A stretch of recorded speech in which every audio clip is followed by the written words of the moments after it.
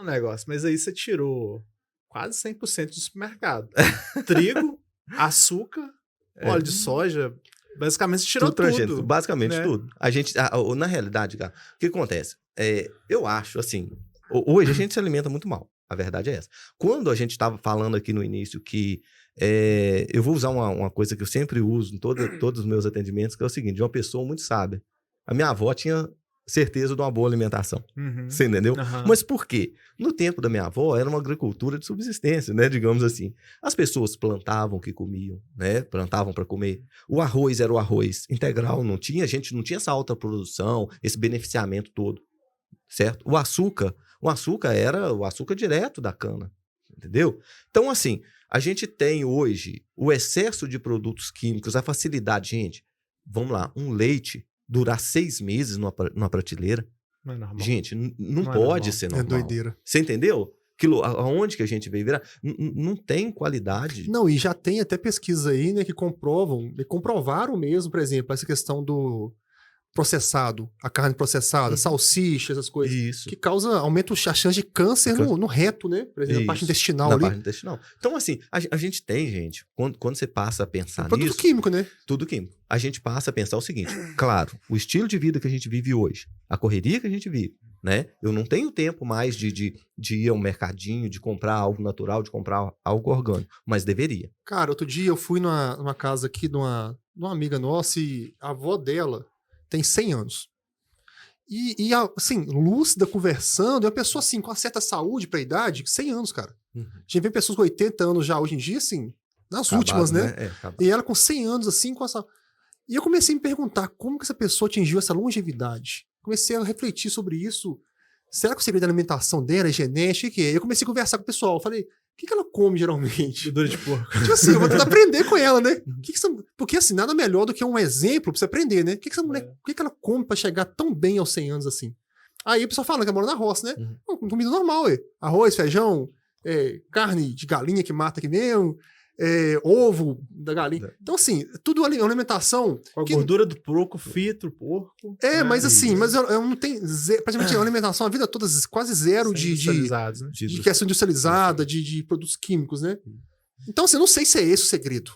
Mas, cara, sei lá. Olha, Nivaldo, só um minuto. Tem um artigo, cara, que tá associando aqui o seguinte. Esses problemas que a gente tem hoje, na verdade, ele mostra que mais de 90% das pessoas daqui a 30 anos vão ter Alzheimer ou alguma doença degenerativa. Déficit de atenção, diabetes, né? Já está sendo considerado diabetes tipo 3, né? No caso, o Alzheimer aí. Então, essas doenças, né? Descobriram agora, né? Recente. Doideira. Então, assim, essas doenças estão todas associadas a esses industrializados, né? Esses carboidratos de consumo rápido, né? Pão francês, né? Biscoitinho. Então, assim, gente, para quem ingere, né? Esse pão francês toda manhã, lá em casa, cara, é isso aí. E é complicado, porque quando você vive numa casa com uma pessoa que ela tem esses hábitos e acha que isso não vai influenciar nela, porque tem muitas pessoas que ingerem isso, pão francês, biscoitinho, bolo todo dia ali, e na hora que vai fazer o exame, tá tudo normal. Mas isso a longo prazo, né, o que essa pesquisa mostra, é que lá na frente, quem vai estar levantando a privada, por exemplo, né, vai ter que levantar sozinho depois, né, vai ser afetado por algum tipo de doença degenerativa desse tipo, né? Gente, 80% do que a gente tem na vida, do que a gente adquire na vida é adquirido, né? São fatores exógenos, né? Sim. E 20% é genético. 120% é genético. Então, assim, partindo desse princípio aí, ou seja, tudo que eu consumi, tudo que... Você não é o que você consome, você é o que você absorve. Esse é o lema da nutrição ortomolecular. Tudo aquilo que você absorver, tudo aquilo que você consumir, vai te gerar um prejuízo.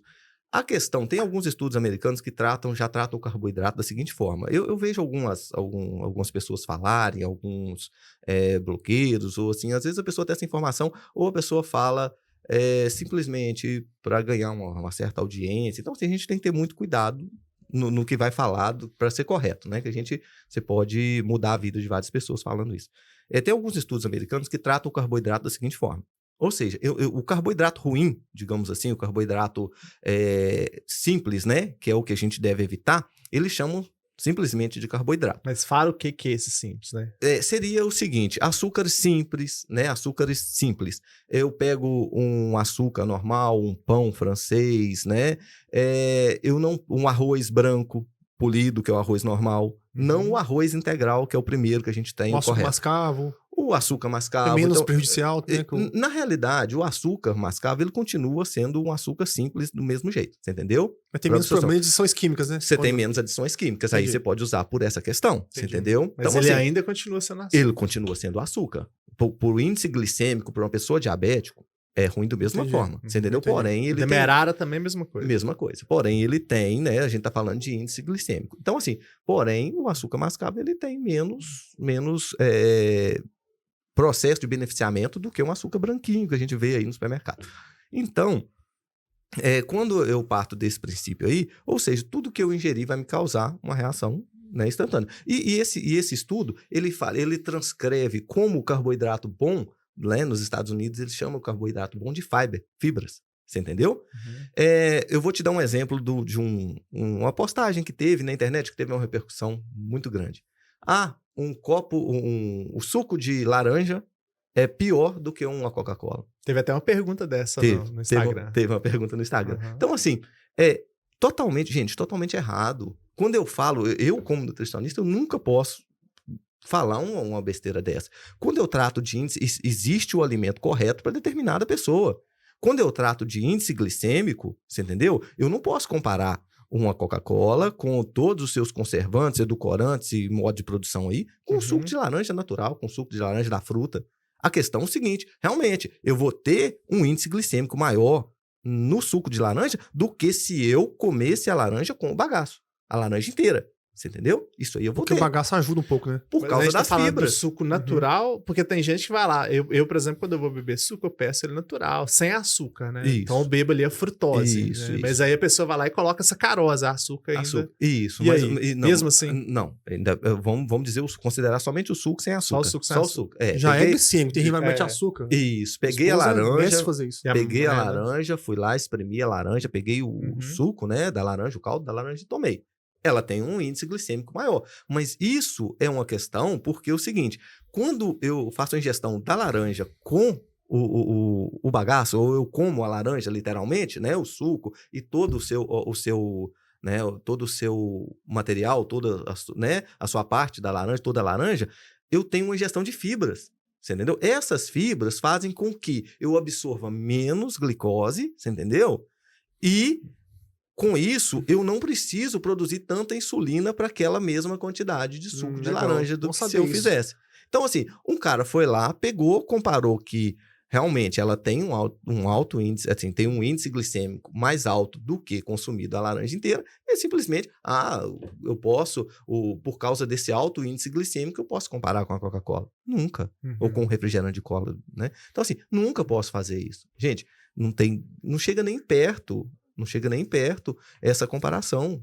Então, assim, agora, eu começo a ingerir na minha vida produtos com alto valor de sódio, com alto valor de açúcar, né? Eu vou desencadear uma diabetes, você entendeu? Eu vou desencadear outras doenças degenerativas, crônicas, não transmissíveis, você entendeu? Então, assim, isso vai de modo de vida, é a dieta da vida errada. Tem 3 pilares hoje, gente, que eu considero pra gente ter uma vida saudável. Eu mudei meus hábitos. Nivaldo, mudei meus hábitos. Parei de beber, entendeu? Não tenho mais bebida alcoólica na minha vida. O açúcar, diminuí bastante no açúcar, você entendeu? O meu café sem açúcar, o chá, eu gosto muito de chá. Então, facilitou bastante, você entendeu? Tomo cuidado com o excesso de gordura e essas coisas. Para me manter, eu decidi manter esse hábito de vida saudável, entendeu? Foi uma decisão minha.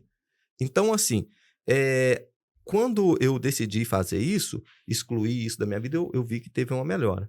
Entendeu? Teve uma melhora significativa no meu desempenho, no meu modo... O bem-estar parece que melhora, né? Aumenta. Você entendeu? Então, assim...